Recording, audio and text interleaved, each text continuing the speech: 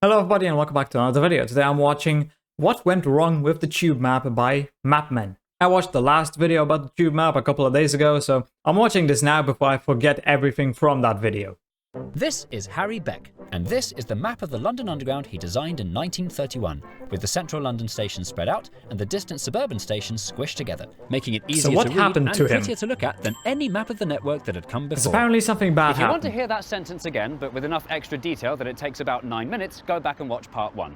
But if you've already seen part 1, or you're a busy executive, or you correctly assume that you don't need to see part 1 to understand part 2, then here comes part 2, in which we discuss the impact Harry Beck's map has had over the decades, and whether or not in recent years the map has become a bit rubbish.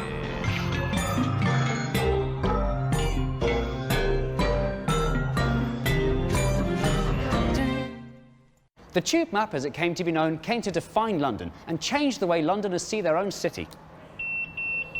Even if you weren't travelling by underground, the Tube Map was a useful way to familiarise and orient yourself.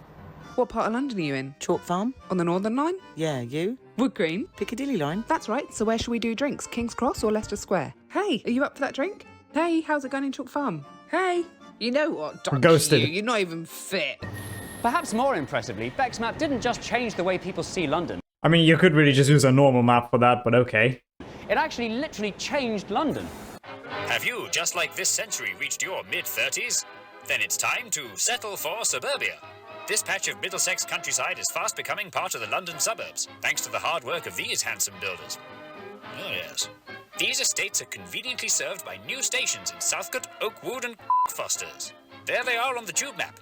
See? They can't be that far from central London, now can they? What a name. Yes, £535 is rather a lot to pay for a semi-detached house, but it's worth it for the portable fireplace. Imagine if it was that cheap today. So, become a suburbanite, and you can tell your friends and yourself that you still live in London. If it's on the Tube Map, it counts as London, God save. Obviously, back then, 500 was worth a lot more than it is today. But imagine if those prices were today's prices. The king. That would be Harry Beck's Tube Map had been such a dream. rousing success in London that he thought he'd have a go at some other cities. A dream come true. Here's his version of Sydney's rail network, to which their response was, Oh, that's a bloody ripper. Thanks, fella. although curiously, Harry received no credit for this work, despite the garishly obvious similarities between the two designs. And then he had a go at the Paris Metro, to which their response was, Absolument pas, c'est pas possible. No thank you. Même qu'un salon anglais dessine le plan de notre Yeah. cher métro parisien, mais ça va pas la tête, non? But Harry needn't have worried. London was between the two designs. Well, comparing this one Then he had a go at the Paris Metro, to which their response was, to the one right here, I prefer this one. To me, that looks way better. Absolument pas, c'est pas possible. L'idée même qu'un salon anglais dessine le plan de notre cher métro parisien, mais ça va pas la tête, non? But Harry needn't have worried. London was keeping him more than busy enough. Over the decades, Harry designed dozens and dozens of different tube maps, making constant adjustments, experimenting with the spacing, angles, line thickness and connections in an obsessive effort to get his map just right. The Northern Line in particular drove him nuts. He drew piles of rough sketches, trying lots of different ways to show the complicated service patterns around Euston, Camden Town and Mornington Crescent. He's trying to make it too complicated While Harry now. Beck was very good at designing tube maps, he was pretty rubbish at business. Harry was never rehired by London Transport. He was technically just a freelancer. For his first design, he was paid the paltry sum of 5 guineas, which in today's money is What is that? about £5.25. And he wasn't paid much more for any of his other designs. Wow. Worse still, despite the tube map's extremely wide distribution, Harry was never paid any royalties.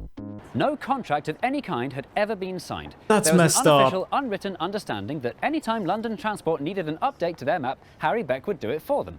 And this arrangement worked fine for both sides until 1960. So what, he's doing this basically just for free? What an idiot. For the first time in 54 years, the construction of an entirely brand new underground line was announced. The Victoria Line was on its way, and to make room for it, the tube map would need a complete rejigging. This was a dream come true project for Harry Beck, but unfortunately, there was a new man in charge. To help launch the Victoria Line, London Transport brought in a new head of publicity, the relatively young and relatively inexperienced Harold Hutchinson. Hutchinson didn't like the unofficial arrangement London Transport had with Harry Beck. Actually, to put it more accurately, he didn't like Harry. I consider Harry Beck to be a difficult man who's rather fretful and not easy to deal with. So in order to get control of our map back from him, I'm going to redesign the tube But he literally draws it for you for free, or almost for free. map with the Victoria Line update all by myself. How hard can it be? In 1960, the updated map with a cover proudly boasting London's famous map has been given a new look and easier to read. How much worse printed and is sent it going to every be? station on the network. There is just so much to hate about this map. Why is it so jagged and pointy? Look at the mess in this bit. He's had to split Aldgate into Aldgate. Ugh. Trafalgar Square, Liverpool Why are some but not all stations in block capitals? Look at the Victoria Line. It's such an obviously crammed in afterthought. That's not how you do a tube map. When Beck saw the map, he was horrified. Not only because it was such a terrible job, but because it had been done behind his back. Hoping to put things right, Harry sent a polite letter to London Transport's former head of publicity, A polite Christian letter? Barman. Fascinatingly, all the letters back and forth between Beck and Barman have survived in the archives. I'm guessing those are some strongly worded letters, because that's the most he could do. But they're very long, so to summarise... Dear Mr. Barman, sorry to cause a fuss, but I thought we had an agreement that I designed your tube maps. Dear Mr. Beck, no we didn't. Dear Mr. Barman, Wow. but I spent That's ages it? working on a new design for the Victoria Line. Do you want it? That's how you add a new line to a tube map. Look at how simple and friendly it is. That's how good Harry Beck was. He makes it look so easy. And you know what? It takes looking at this one side by side with the really rubbish one to see how easy it wasn't. But this design, arguably Harry Beck's By side with the Me personally, I could go with either one. I wouldn't have a problem understanding either of these maps. But I guess the one on the left is better according to more people, so really rubbish yeah. one to see how easy it wasn't. But this design, arguably Harry Beck's finest work, was never used. London Transport had made their mind up. Dear Mr. Beck, we've taken your criticism on board and replaced Mr. Hutchinson's design with a map that's much more like yours.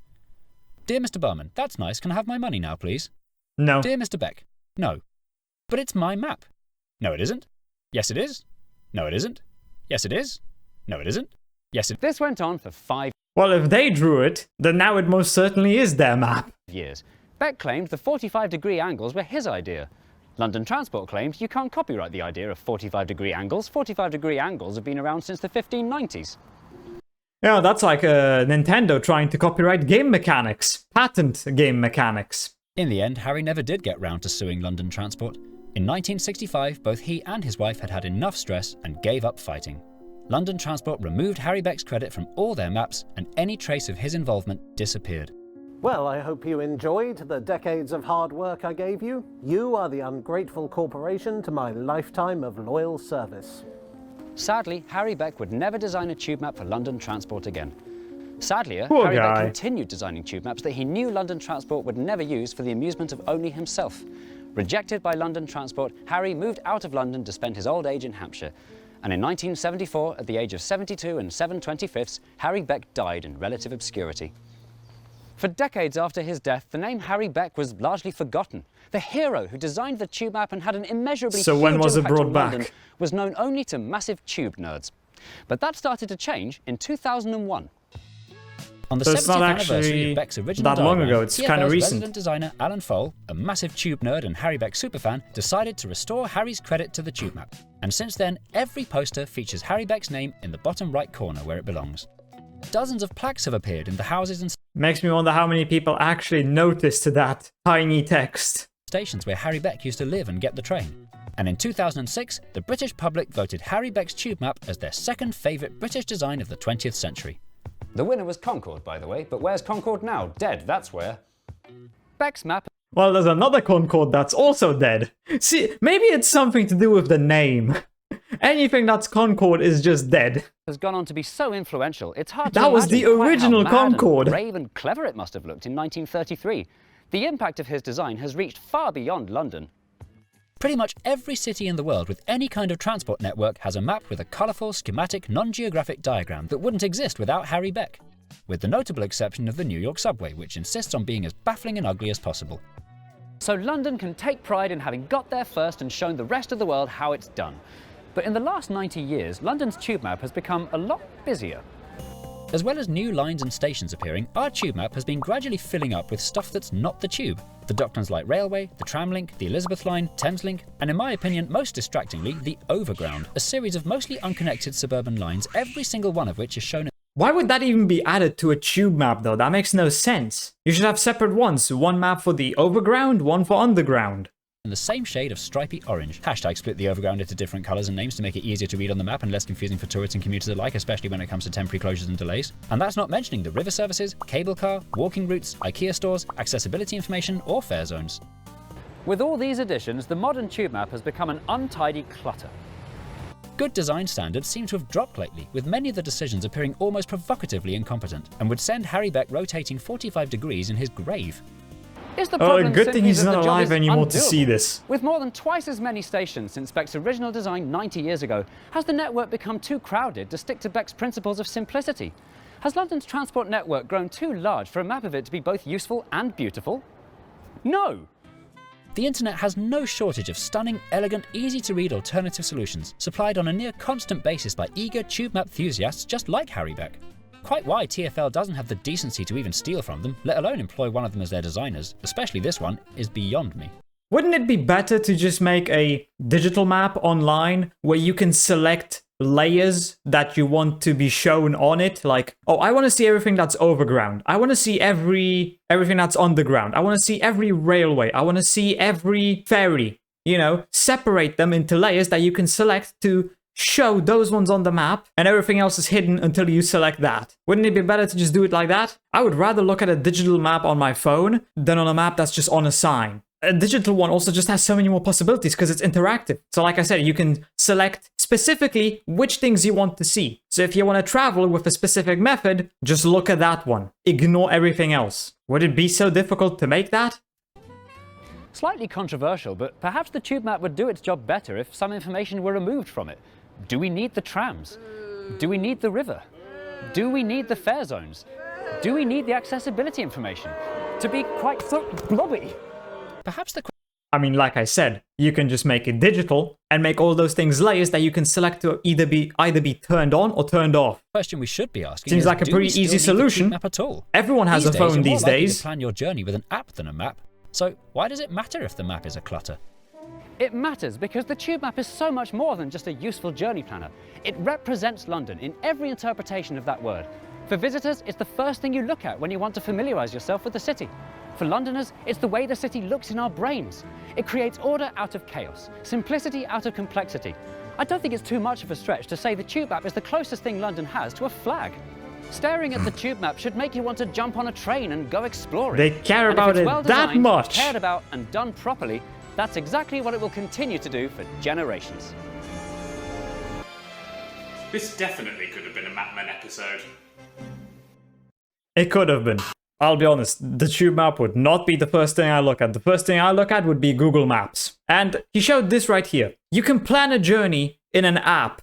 So why would I need the damn map? Like, I don't need it for anything. It's pointless to me. See? Just use this. So yeah, to me personally, the map doesn't seem that useful. Not anymore, at least.